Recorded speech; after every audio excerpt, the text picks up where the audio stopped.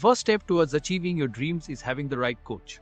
Get the best education with CAD.com Lab and make your AutoCAD do the 3Ds Max. Dreams come true. Download the app now.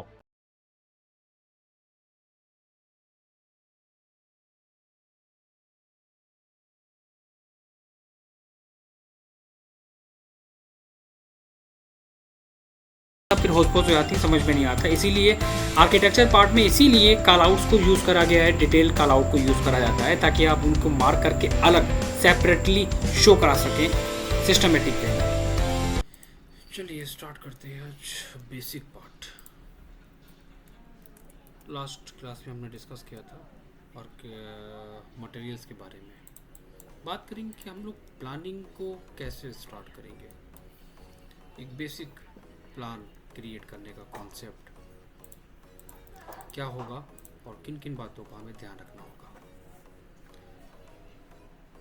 सबसे पहली चीज़, हमें जो भी जिस interior पे काम करना होगा, सबसे पहला हमारे पास वो रेफरेंस इमेज होना चाहिए। पॉइंट नंबर 1, जब हम काम करते हैं अपनी शीट पे तो उस शीट के अंदर हम लोग वहाँ पर मेंशन करते हैं की प्लान को। की प्लान हमारे लिए इसलिए इम्पोर्टेंट होता है कि आप जो ड्राइंग डिज़ाइन कर रहे हैं उसका बेस क्या है। तो बेस हमें यहाँ पर निकालना है, तो मैं इसकी बाद में बात करूँगा। अभी हम यहाँ पर क्या करते हैं, हम इसको सिंपल कॉपी कर लेते हैं और जितनी भी एक्स्ट्रा डिटेल्स है हमारे पास, हम सारी डिटेल्स को यहाँ पर माइनस कर देंगे, सबको डिलीट कर देंगे। हमें क्या करना है, हम देखेंगे यहाँ पर कैसे काम हमें करना है, क्या क्या प्रोसेस को फॉलो करना है। सेलेक्ट सिमिलर का यूज़ करो, डी सेलेक्ट और कर लो, जितने भी आपके पास चीज़ें सेलेक्टेड हैं सबको डी सेलेक्ट करके डिलीट कर दो। क्या आ गया, मेरे पास एक सिंपल सा प्लान आ गया, राइट।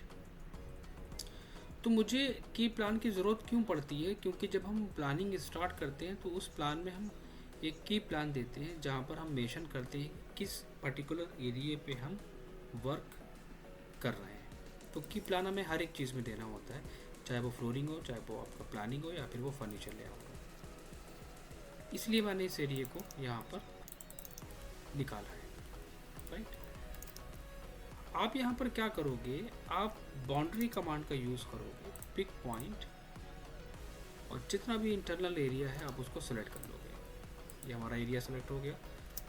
मेन मोटो क्या है मेरा कि हम उस एरिया को हैच में कन्वर्ट करेंगे। अगर बाउंड्री क्रिएट होती है तो। दूसरा पॉइंट, मैं सिंपल यहाँ से पूरा एरिया कवर कर लूँगा, एच एंटर करके ऑब्जेक्ट सेलेक्ट करूँगा और साइज़ को इंक्रीज़ कर दूँगा, क्योंकि मुझे पर्टिकुलर एरिया वो हाईलाइट करना है। तो मैटर नहीं करता है कि कलर इफेक्ट, हम डिफरेंट यहाँ पर मेंशंस करेंगे एंड ओके। तो क्या हो गया, हमारा एक की प्लान रेडी हो गया। हम यहाँ पर उसको ब्लॉक में कन्वर्ट कर लेंगे और जिस शीट पे हम काम करने वाले हैं उस शीट पे हम एक रेफरेंस के लिए वहाँ पर ड्राइंग को ऐड करा देंगे। शीट पे काम करना बहुत इम्पोर्टेंट है, इस बात का ध्यान देना है। तो ये हमारी डिटेल्स आ गई की प्लान कि आपका वो एरिया स्पेसिफिक क्या है। अब आते हैं नंबर 2 पॉइंट पे। सबसे पहला स्टेप है एक डिटेल्ड प्लान क्रिएट करना। तो मुझे समझना पड़ेगा कि हम क्या क्या उन पॉइंट्स को फॉलो करना है, क्या क्या हमें उन चीज़ों को दिमाग में रखना है जब हम वर्किंग अपनी स्टार्ट करेंगे। सबसे पहली चीज़, आप जिस एरिया पे काम करने जा रहे हो आप उतना पर्टिकुलर एरिया सेलेक्ट कर लोगे, नंबर 1 पॉइंट, ठीक है। आपके पास जो भी ग्रिड लाइंस हैं जो आपके बेडरूम के, आपके इंटीरियर को से होके जा रही हैं, उनको ट्रेस कर रही हैं, आप उनको मेंशन करोगे। सिर्फ आपकी लोकेशन है जो कॉलम्स की मैं बात कर रहा हूँ उनके बारे में, उन सेंट्रल लाइन को हम यहाँ पर रखेंगे, राइट। 1 2 3 4 कॉलम्स को हमने यहाँ पर निकाला, कॉपी करा, कॉपी करके पेस्ट करा, बाकी हमें किसी की भी ज़रूरत नहीं है, मैंने उसको डिलीट कर लिया। हम लोगों ने एक सेक्शंस के बारे में पढ़ा था ना, तो मैंने लास्ट क्लास में डिस्कस भी करा था कि आप सेक्शन के पार्ट को पहले से डिज़ाइन करके रख लें, क्योंकि सिंबल्स अगर आपके पास नहीं है तो फिर काम करना बहुत डिफ़िकल्ट हो जाएगा।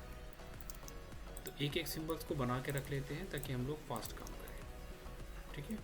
तो हम कोशिश करेंगे कि इस सिंबल को हम लोग यूज़ करें ड्राइंग के अंदर। वैसे तो बहुत सारे सिंबल्स होते हैं, मैं पहले से निकाल लेता हूँ उसको, ठीक है। नंबर 2 पॉइंट, प्लान को एक सिस्टमेटिक वे में अरेंज करो। जैसे कि क्या है, हमारे पास सेंटर लाइन ग्रिड है, नंबर 1 पॉइंट।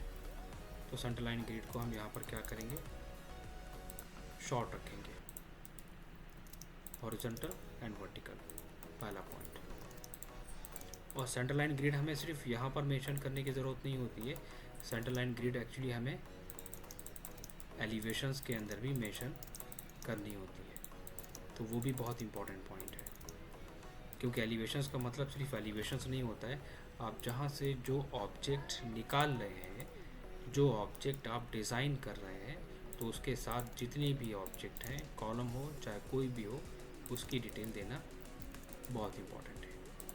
तो डिटेल लेआउट क्रिएट करना मस्ट है। दूसरा, आप हर एक पॉइंट पे फोकस करें। हर एक पॉइंट का मतलब क्या होता है कि आप जब डिज़ाइनिंग कर रहे हैं, क्या ऑब्जेक्ट आप दे रहे हैं, क्या डिटेल आप दे रहे हैं, क्या क्या डिटेलिंग हमें करनी चाहिए, उन सारे पॉइंटों की बात कर रहा हूँ मैं।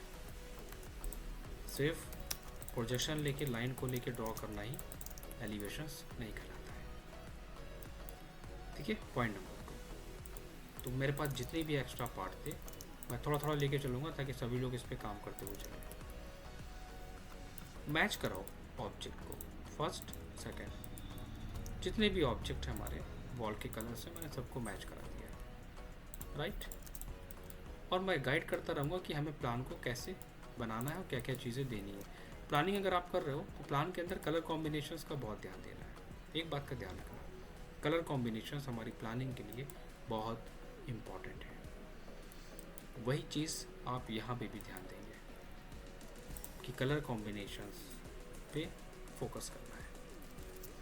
मैं वॉल्स के अंदर पैटर्न फिल करूँगा, मैंने एक्स्ट्रा ऑब्जेक्ट को यहाँ पर आइसोलेट कर लिया, राइट, एच एंटर किया, पिक पॉइंट, वॉल के अंदर पैटर्न को फिल करना स्टार्ट कर दिया। अगर कोई ऑब्जेक्ट आपका फिल नहीं हो रहा है तो इसका मतलब ये है कि वो आपकी ओपन बाउंड्री है, एंड क्लोज। तो ऐसी कंडीशंस में आप एक काम करना, आप एरिया को क्लोज कर लेना, राइट। तो यहाँ पर कभी कभी होता है, देखो ये हमारा यहाँ पर ओपन पार्ट है, मैंने इसको क्लोज कर लिया, ठीक है। आप रेक्टेंगल भी ड्रॉ कर सकते हो उतने पर्टिकुलर एरिया में, क्योंकि बहुत छोटे छोटे से ऑब्जेक्ट होते हैं। जब हम डिज़ाइनिंग करते हैं तो है, जब डिज़ाइनिंग करते हैं तो फोकस नहीं हो पाता है, कहीं ना कहीं पॉइंट छूट जाते हैं। तो इनका सबसे बेस्ट तरीका ये होता है कि मैं समझने के लिए यहाँ पर ऑब्जेक्ट को क्लोज कर देता हूँ, जो छोटे ऑब्जेक्ट हैं, like this one and this one. कहाँ तक हमको लिमिट रखनी है, मैंने वो सारे एरिया वहाँ से लाइन ड्रॉ करके क्लोज कर दिए। Now I will try again, H enter, easily pattern को वहाँ पर फिल करते चले जाओ, ठीक है। रिमूव पे जाके आप उसको रिमूव भी कर सकते हैं, लेकिन एक बात ध्यान रखना है कि कभी कभी छोटी सी गलती क्या होती है कि अगर ज़रा सा भी कोई एरिया हमारा आउटर पार्ट डिटेक्ट कर लेगा तो बहुत दिक्कत हो जाएगी। तो रिस्क मत लेना, उतने पार्ट में रेक्टेंगल ड्रॉ कर लेना, क्योंकि आर्किटेक्चर पार्ट में जब काम करते हैं तो उतना ध्यान नहीं देते हैं, जल्दी में क्रिएट करते हैं। देखो इसका मतलब क्या हुआ, यहाँ पे भी हमारा दिस वन, मैं डिलीट करके दिखाऊँ, ये देखो एरिया हमारा ओपन है। इन सारे पॉइंटों को फोकस करना पड़ेगा। तो मैंने यहाँ पर क्या करा, मैं यहाँ पर रेक्टेंगल लेके ड्रॉ कर लेता हूँ, again H enter and select object. अब मैं ऑब्जेक्ट को सेलेक्ट करता चला जाऊँगा। यहाँ पे भी अभी भी हमारे साथ थोड़ा प्रॉब्लम है, मैं इसको डीसेलेक्ट कर लेता हूँ,